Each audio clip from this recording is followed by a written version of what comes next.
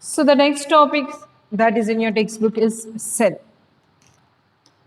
Cell, the study of cell is called as cytology or cell biology. Cytology or cell biology.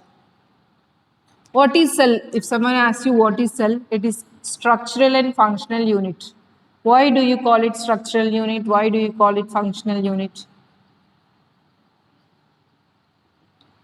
It is making our structure. Yeah, you need to write your running notes, children.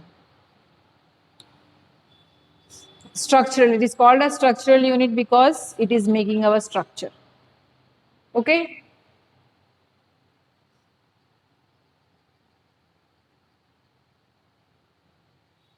It is making a structure of our body. Like you take, for example, our each and every organ is built up of cells. You take a building, it is it is made up of bricks, stone, cement, etc. So, what will be the structural unit in a building?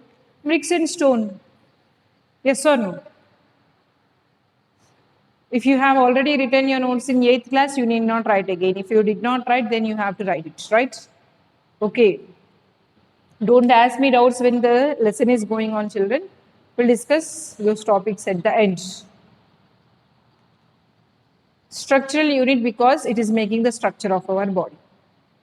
Functional unit, in our body, each and every functioning is taking place at cellular level only. Respiration, each and every cell will perform the function, and that is making up total respiration. One cell is involved in that function, so that is why it is called as a functional unit. Functioning takes place at cellular level. Structure also is because of cellular organization. So it is called as structural and functional unit. Okay.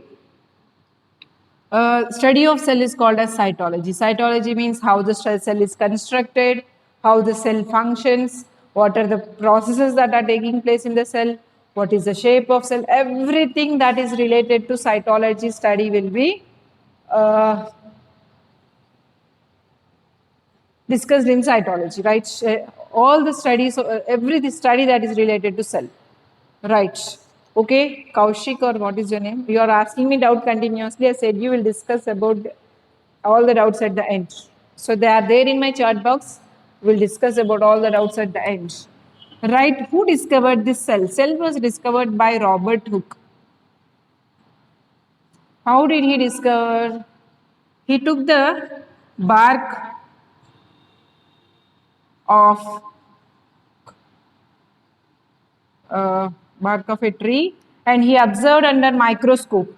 When he observed under microscope, he saw honeycomb-like structure. When he observed the bark of a dead, bark cells are usually dead cells. So when he observed, he saw like this honeycomb-like structure. So he named each compartment as cell. So that is the first 1665, first discovery of the cell. After that, first living cell was discovered by another scientist. His name is Antony van Leeuwenhoek.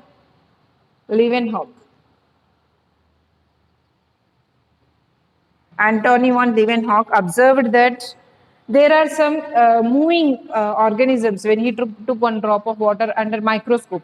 So he could do it after compound microscope was discovered.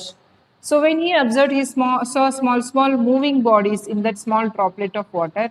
He named them as animalcules. Later, they were named as microorganisms, but initial name that is given by Antony Leeuwenhoek is animalcules, right? So he is called as father of microbiology.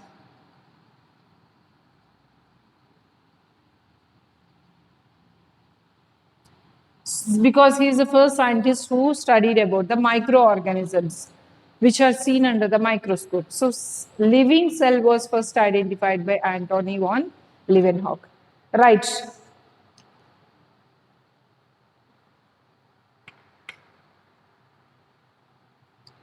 Next,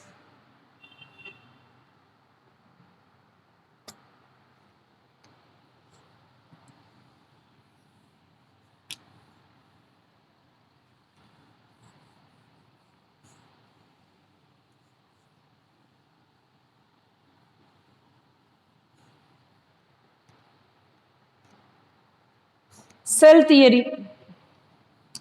Cell theory was cell theory. Who proposed cell theory? Cell theory was proposed by Schleiden. Schleiden and Schwann. Schleiden is a botany scientist and Schwann is a geology scientist. Both of them worked separately and they brought some common points. What are they? All living organisms are composed of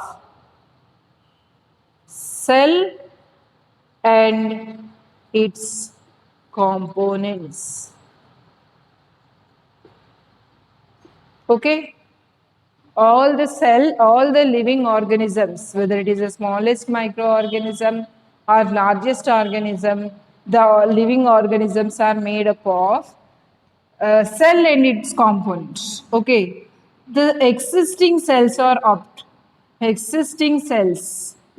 are formed from pre-existing cells. Pre-existing cells. This point was added to cell theory after Rudolf Virchow discovered cell division. So he is a scientist who discovered cell division. After he discovered cell division, in which year? In 1955. In 1955, he discovered cell division. The cell theory was proposed in 1938. So after this discovery of cell division, this point is cells are formed from pre-existing cells were added to that cell theory. Okay, right.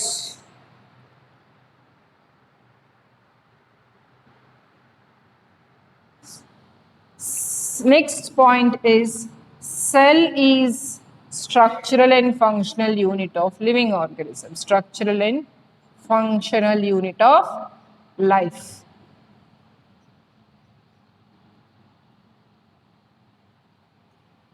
So these are the 3 points that are present in cell theory. Right.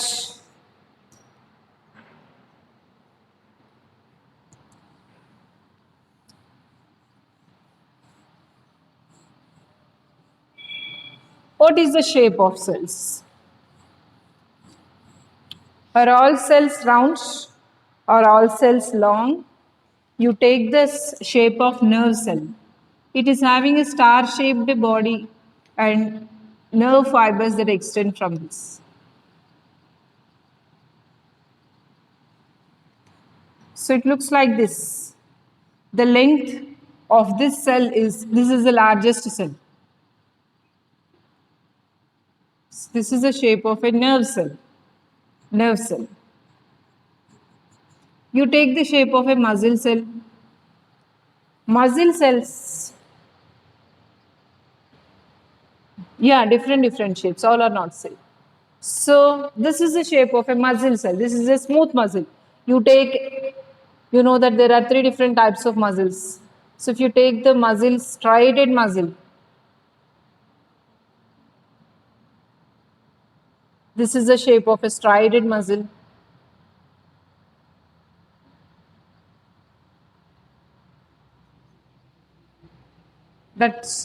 So this is smooth muscle. So based on this, you can understand that all the cells are not looking same. This is striated muscle.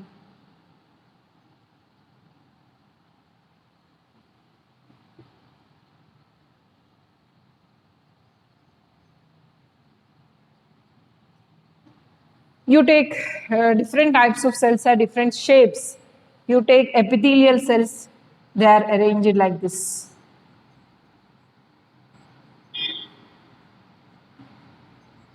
So, and below this there is a basement membrane like this. So notice there are different shapes of cells. Shapes of cells are not similar. There are different shapes of cells. You take the WBC for example. WBC is round. Either the nucleus is kidney shaped nucleus or it can be a S shaped nucleus like this. Or it can have a bilobed nucleus like this. Or it can have almost round nucleus like this. So these are the different WBC cells. These are the different WBC cells. You take the shape of platelets. Platelets are just like small crystals without nucleus. You take the shape of, these are platelets. These are WBC.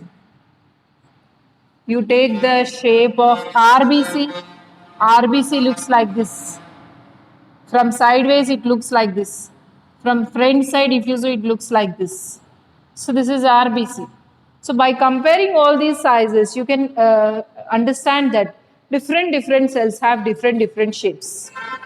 Not only in our body, you take other organisms, amoeba cell is like this, it is not having a definite shape. You take the shape of paramecium. Paramecium is a chapel shaped structure. It looks like this. All total body is covered with cilia like this.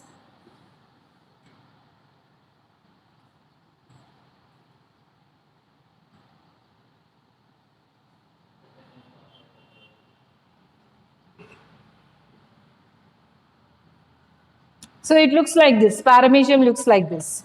You take the structure of a euglena.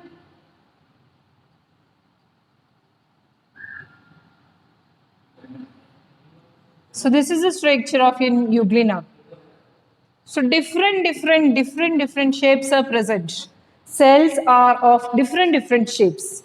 Okay. Sometimes they may be simply round like this, roughly round like this. Sometimes they are having plant cells. If you take some of the plant cells are having hexagonal shape. So depends where it is present, what is its function. Based on that, there are different shapes of cells. Okay.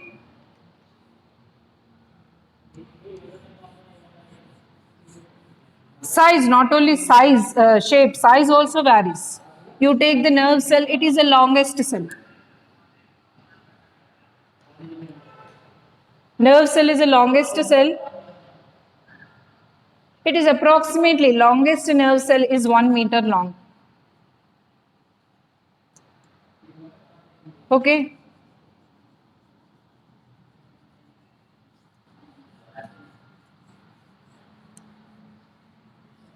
Smallest cell is of mycoplasma.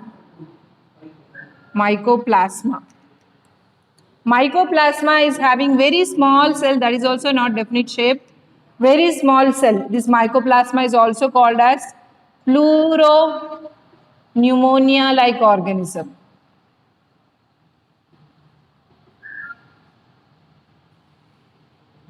PPLO. This is the smallest organism. You take the ostrich egg, 17 into 18 it will be. So, egg. This is 17, this is 18. 17 centimeters into 18 centimeters. This is largest cell. All the eggs are cells. You take hen's egg, you take snake's egg, whatever organism's egg, say egg is a single cell. Among them, largest egg is the ostrich egg. Ostrich egg is the largest cell. In human being, which is the longest cell? It is nerve cell. Which is the largest cell? The cell which is called as ovum. This is a female reproductive cell. Female reproductive cell.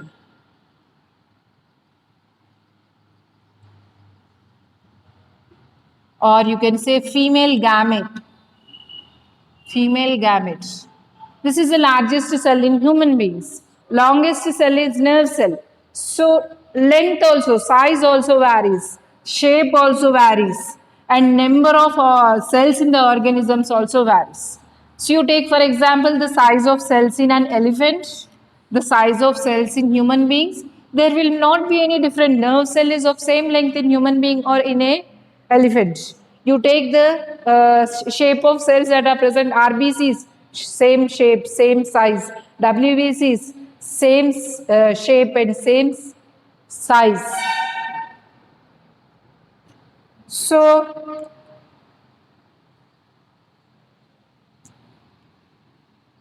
what is the change is seen in number of cells.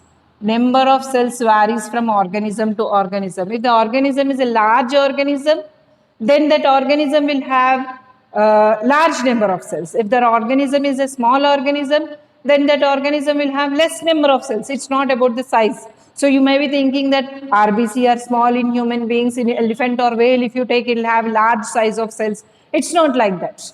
Okay, it is only number of cells increases. The number of cells increases as the organism increases. It's not about the size of cells. The size of cells remains almost, if you take one type of cell, I'm not saying all cells are of same size. It depends upon the cell that we have chosen. If you take the cells that are present in kidney of human beings and kidney of elephants or kidney of blue whale, they are having same shape and same size. RBC of human beings, RBC of elephant, RBC of a whale, they're having almost the same shape and size of the cell. But what is different is number of cells will be different. The number of cells is more in larger organism when compared to a smaller organism, right? Next.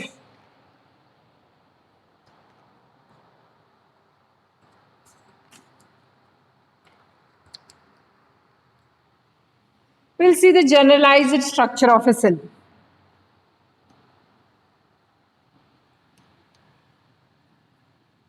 In generalized structure of cell, the basic components of a cell are: one, plasma membrane is present. Inside this plasma membrane, cytoplasm is present. At the center of cytoplasm, we have nucleus. So we'll start our discussion with the plasma membrane. In this cytoplasm, we'll find organelles. We'll discuss about this organelles also. First, we'll discuss about plasma membrane, then cytoplasm, then nucleus. Nucleus we'll be discussing at the end. When we discuss about cytoplasm, after cytoplasm, we'll discuss about the organelles that are present in the cytoplasm. Then we'll discuss nucleus. Right? Okay.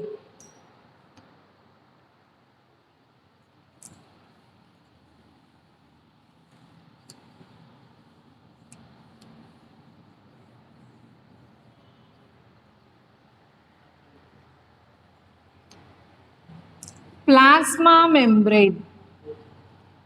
Plasma membrane is a membrane-like structure, very thin membrane that covers the cell. Okay, it separates the cell's inner components from outer components. Inside the cell, there are certain components. These inner components are separated from outside components. Outside components, because of presence of this plasma membrane. This is called as compartmentalization. Compartmentalization. You can see this in your school also. Suppose you take your classroom is separated from other children's classroom by construction of a wall. This is also one type of compartmentalization. This helps. What is the advantage of compartmentalization is this helps for smooth functioning. For smooth functioning of the actions that are taking place inside the cell, there should not be any disturbance from outside the cell. So because of that, this compartmentalization is a very advantageous thing. Suppose class is running in your class, because of presence of wall, even if children are playing outside, even something else is going on outside, will there be any disturbance? No, there will not be any disturbance. Why? Because there is a wall around the classroom. Same like that. Even if there are several activities going around the cell, the inner functions that are taking place inside the cell will not be disturbed because of the presence of this plasma membrane. Okay. The term cell membrane is coined by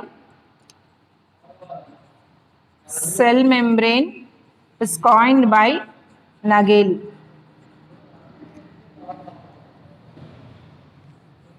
Okay, still we need to discuss about the structure of cell membrane, earlier proposed models of the cell membrane, and what is the functioning. All these topics we'll discuss in our next class. Right?